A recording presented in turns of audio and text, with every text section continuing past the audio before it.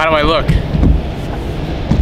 Hello YouTube. I'm gonna keep this short because this is a very thick 7mm wetsuit and it's 85 and sunny out, but the water is only 63, so I need it. But today, as you probably know from the thumbnail and title, where's my rod? Now I did this about 3 weeks ago. You guys loved it, I loved it. It was an absolute blast. And I'm up here again in northern Michigan to do it once more. I'm going to be bass fishing underwater. I think I'm gonna have to go down 15, 20 foot and hopefully put this little tube jig in their faces and get them to bite.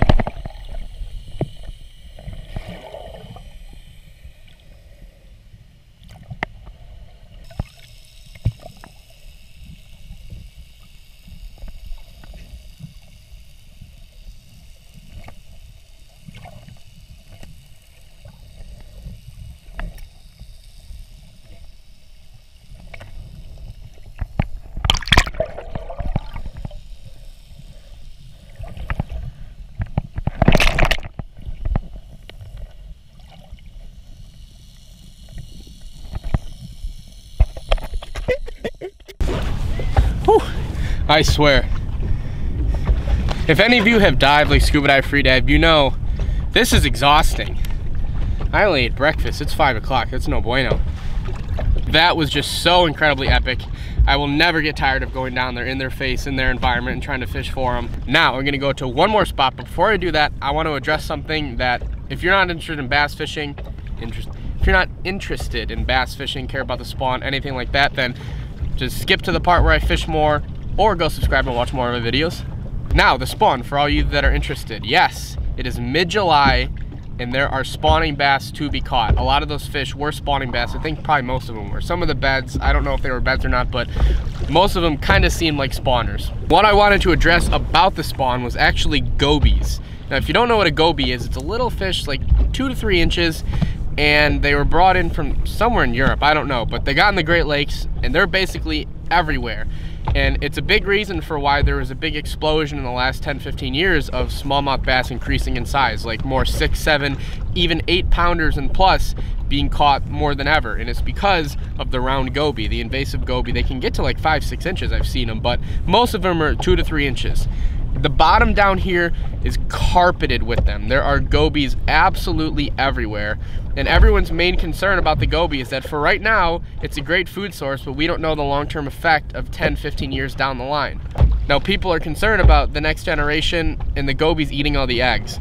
Almost every bed I saw down there had fry on it. And the gobies that were down there were not anywhere near the bass beds. They were not concerned about them. I'm not sure if gobies eat only eggs or if they eat eggs and fry, but if the gobies were really trying to eat all the eggs and were being successful at it, then I would get the vibe that most of these nests would not have any fry in them. Almost every nest I saw had a bunch of tiny little black fry on them, which tells me the fish spawned successfully, nothing ate their eggs, and nothing's trying to eat the fry.